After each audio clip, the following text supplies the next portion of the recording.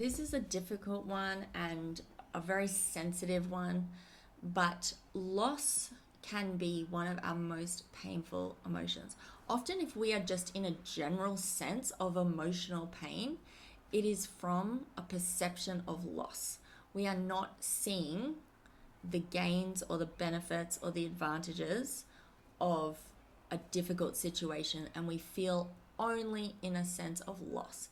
And loss and shame can often be intertwined because shame is often a comparison issue. We are comparing ourselves to other people and other people's lives, and that's a very humiliating thing to do when we are constantly telling ourselves that someone else has a better life than us.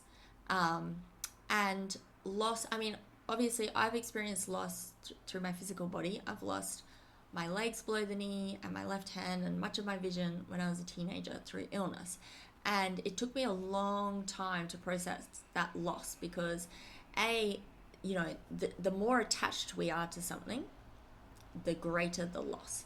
And whatever we are attached to is usually because we make that thing that is lost mean something about us.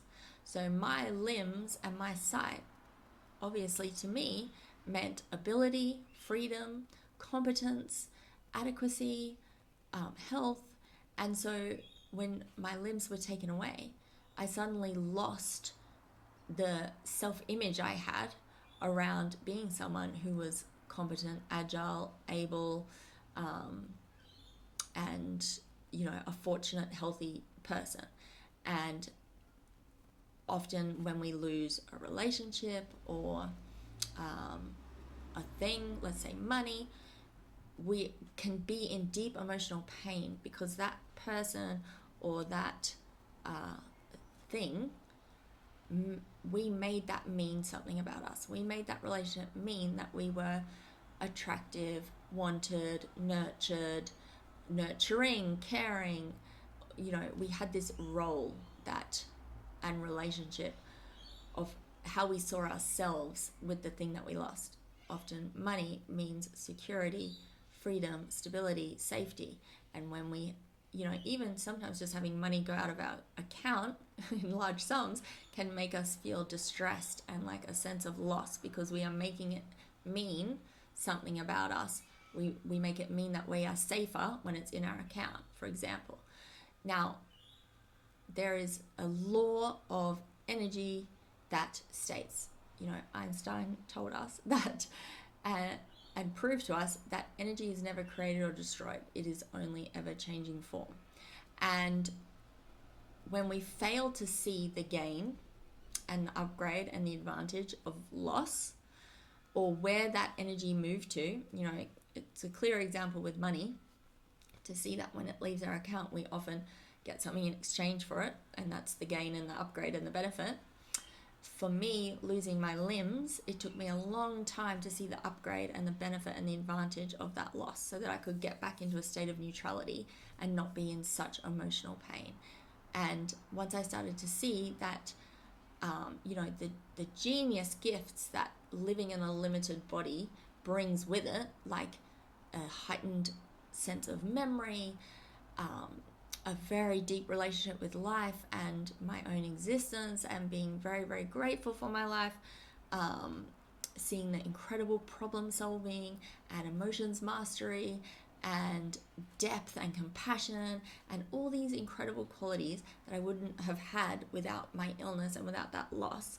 Then I started to neutralize and take the very, very deep charge and sting out of some of the loss that I have experienced in my life. And it is very difficult to do. It's very challenging to do.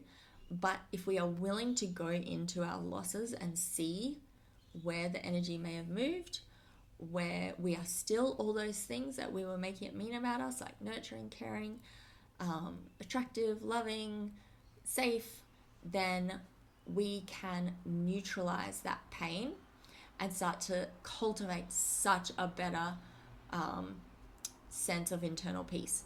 So a couple of things for loss. First of all, I would say, what did you make the thing you lost mean about you? Did you make it mean that you could have prevented it? Did you make it mean that you are no longer possess certain qualities? Did you make it mean that you're a bad person, you need to feel guilt, whatever it is? And start to interrogate the truth and validity of that meaning, or start to see where all those things that you made it mean are actually somewhere else in your life. And then I would start to see the advantages, upgrades, benefits of anything that was lost, to neutralize and to stop only focusing on the pain of the absence of the thing. And we can get deeper into this, but that is a couple of first steps in order to start to shift the deep pain that comes with loss.